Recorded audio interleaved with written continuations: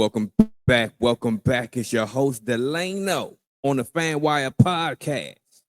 Yo, I'm just going to say this. If you missed the Merlin Terps ladies basketball, the women's basketball team, match up against the Alabama Crimson Tide, you missed one of the games of a lifetime.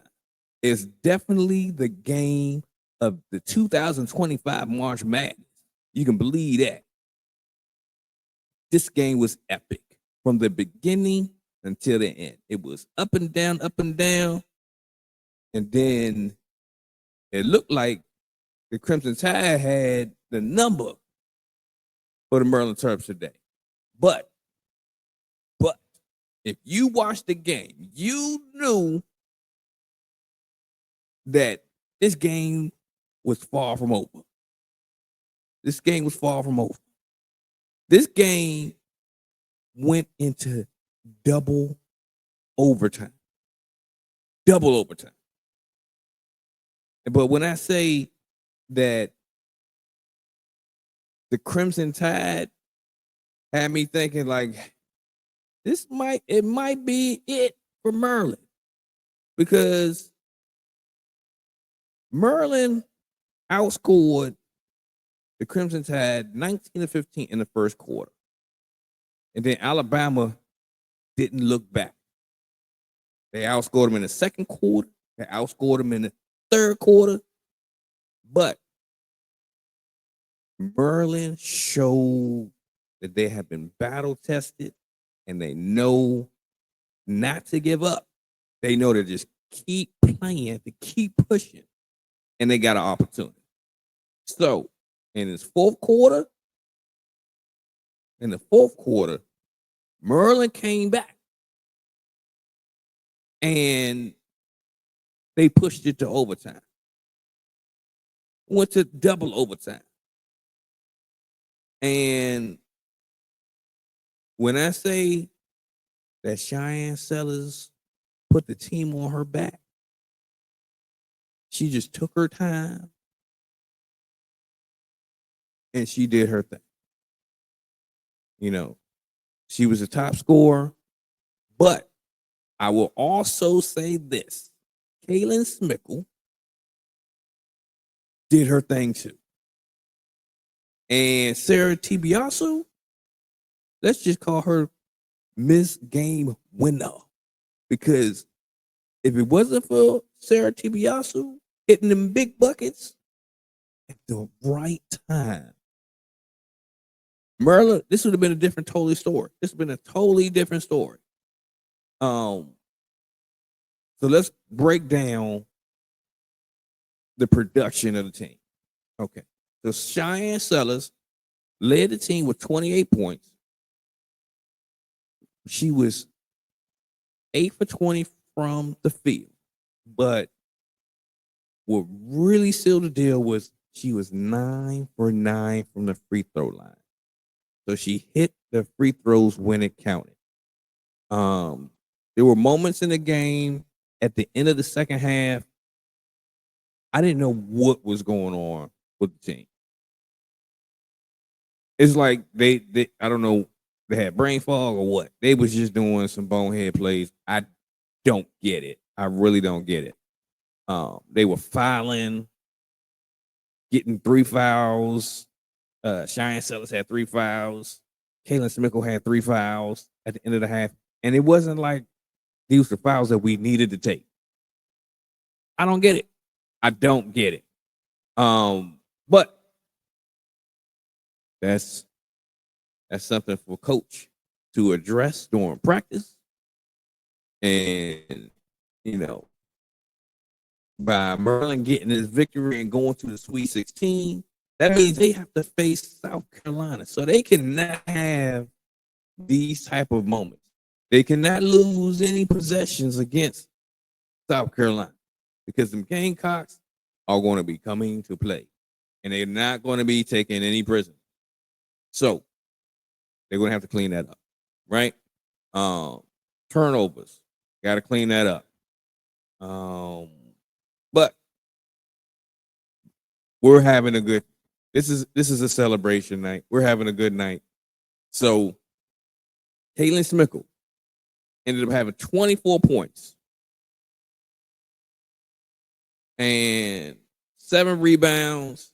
She also killed her free throws, 5 for 5 from free throws. She shot 50% from the field, had 9 for 18. And Sarah Te-Biasu, 26 big time points. 26 points. Along with 6 assists.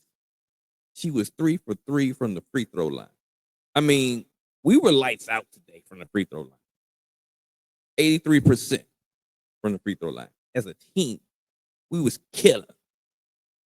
Also Te-Biasu, 5 for 7 from the 3-point line. I mean, she hit buckets when it counted. Whether if it's at the end of regulation, in overtime, for the win. That she is big shot Sarah Te-Biasu. Big shot. We need a bucket.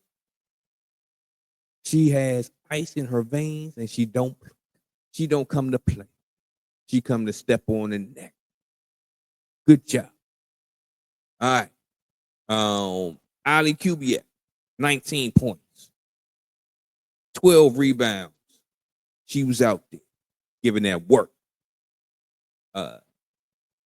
6 for 11 from the field, 2 or 3 from the 3-point line.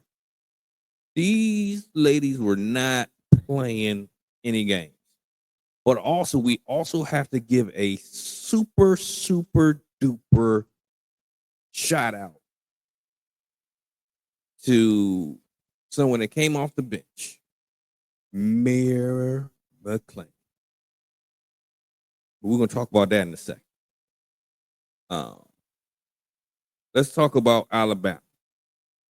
Alabama had,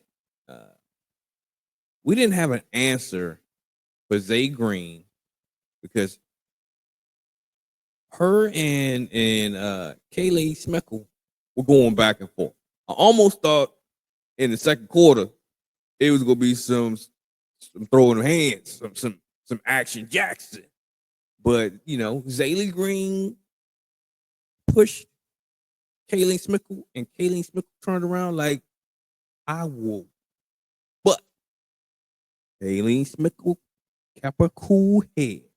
She walked away and she put it on the scoreboard. She put it in the box score.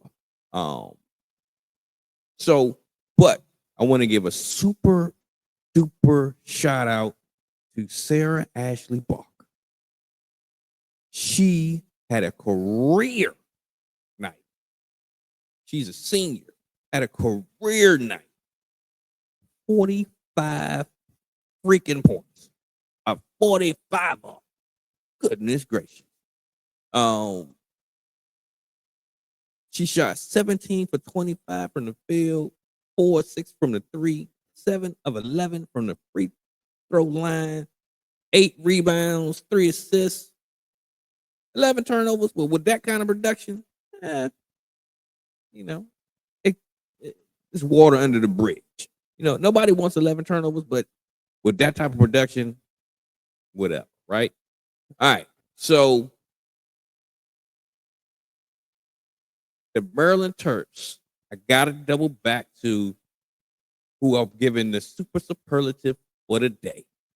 That is going to go to Mayor McClain because we didn't have an answer, as you can see, for Sarah Ashley Barker. We didn't have an answer at all. She was just cooking, right? She's playing super hard. But when coach decided to put Mayor McClain on Barker made buckets, right? But Mayor McClain made it super tough. And to the point where she wasn't nowhere near as effective as she was. If we didn't have Mayor McClain to come off the bench and to just play defense, put length, because Sarah Ashley Barkley, she's pretty tall. She is a, I believe she is a forward. No. She is a guard, a 6-foot guard. She's tough. Her father is actually an old school football star at Alabama, right? Starting quarterback. I believe they won a championship. So athleticism and sports is in her blood, right? So she was mentally tough today. Just so tough today. Look for her in the WNBA. If somebody don't pick her up, fire all the GMs. Not gonna say she a first rounder, second rounder. If she doesn't come off the board in the second round, there's something wrong. But anyway, we will keep on pushing. All right. So they put Mary McLean in the game. And when I say she used every bit of her 5'11. Every bit of it. So good job. Good job. Also,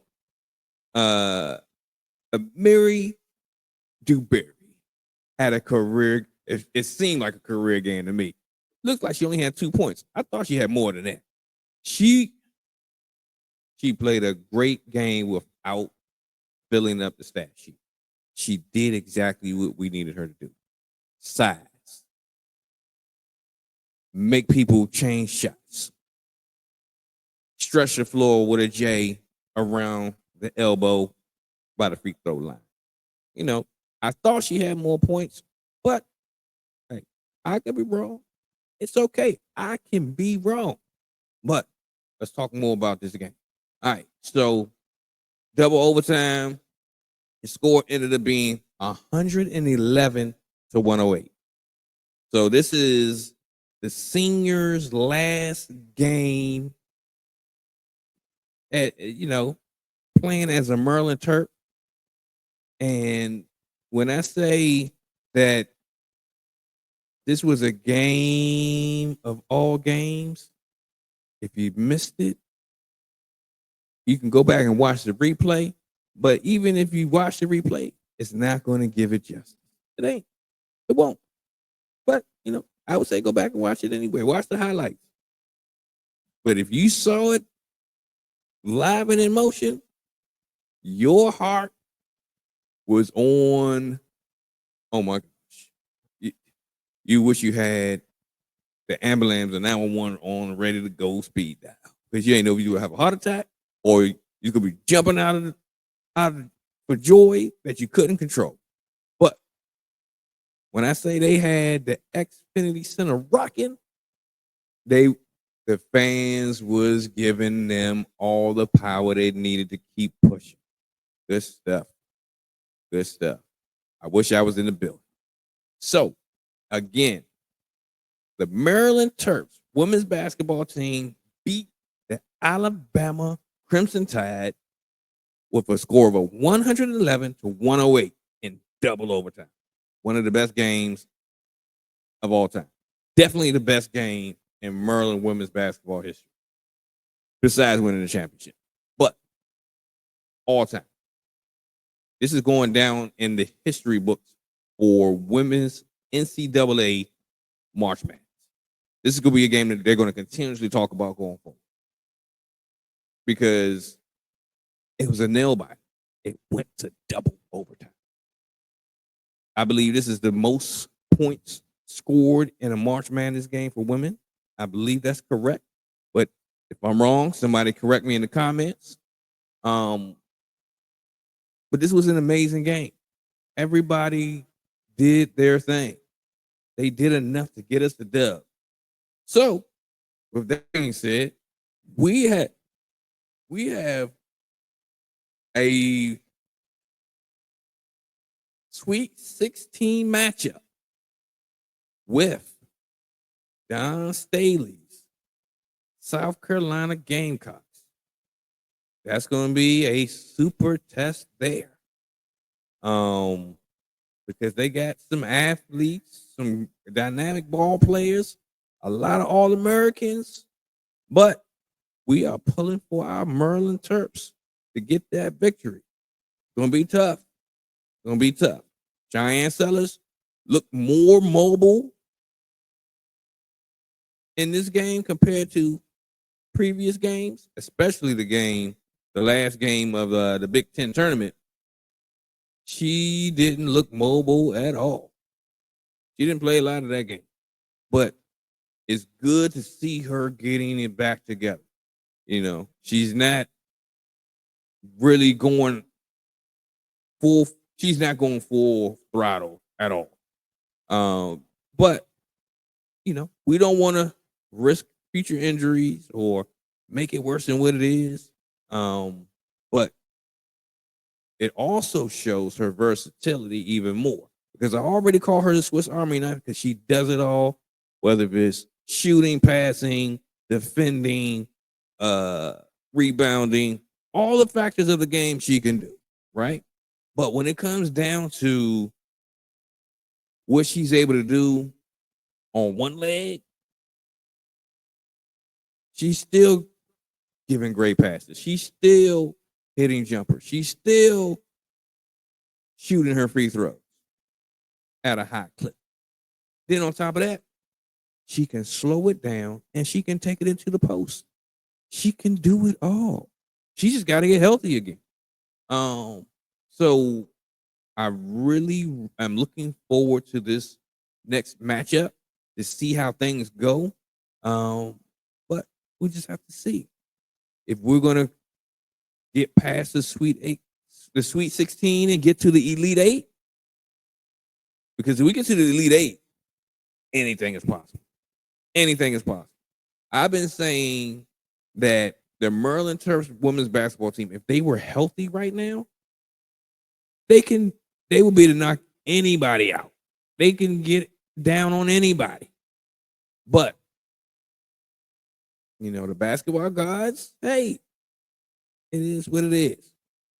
So again, the Maryland Terps women's basketball team did the thing today. They pulled out the victory, a hard-fought victory, in their last home game for their season. They went from the second round.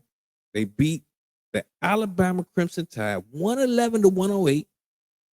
They've stamped their ticket to the Sweet 16. They got another ticket to the dance.